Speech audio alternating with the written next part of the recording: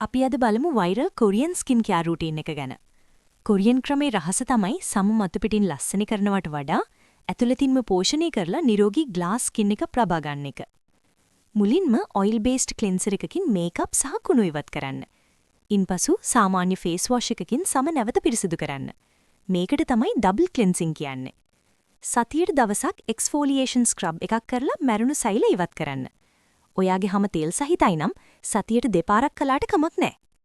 ඊළඟට ටෝනර් එකකින් සමේ pH අගේ බැලන්ස් කරලා එසෙන්ස් එකක් පාවිච්චි කරන්න. එසෙන්ස් එක තමයි කොරියන් ස්කින් කෙයාර් වල වැදගත්ම පියවර. ඊට පස්සේ කුරුලෑලප, රැලි වැටීම් හෝ අනීවන් ස්කින් වැනි ගැටලු තියෙනවා නම් ඒකට අදාළ සිරම් එකක් පාවිච්චි කරන්න. ඒක උරාගත්තට පස්සේ විනාඩි 20ක් ෂීට් මාස්ක් එකක් දාගෙන ඉන්න. අවසානෙට ඇස් වටා රැලි වලට අයි ක්‍රීම් එකකුත් මුළු සමේම පෝෂණය ලොක් කරන්න මොයිස්චරයිසර් එකකුත් ගන්න. දවල් කාලීදී සන්ස්ක්‍රීන් අමතක කරන්නම එපා.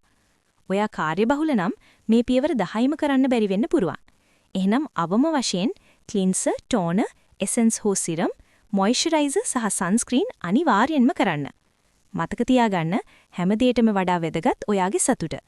ඔයා හිතින් සතුටින් ධනාත්මකව ඉන්නවා නම් තමයි ඒ සැබෑ දීප්තිය අතුලතින්ම එන්නේ. ඉතින් හැමදාම සතුටින් ඉන්න. මේ වීඩියෝ එක ෂෙයා කරලා තවත් කෙනෙක් දැනුවත් කරන්න. මේ වගේ තවත් ස්කින් කෙයාර් ටිප්ස් දැනගන්න අපේ පිටුව ෆොලෝ කරන්න.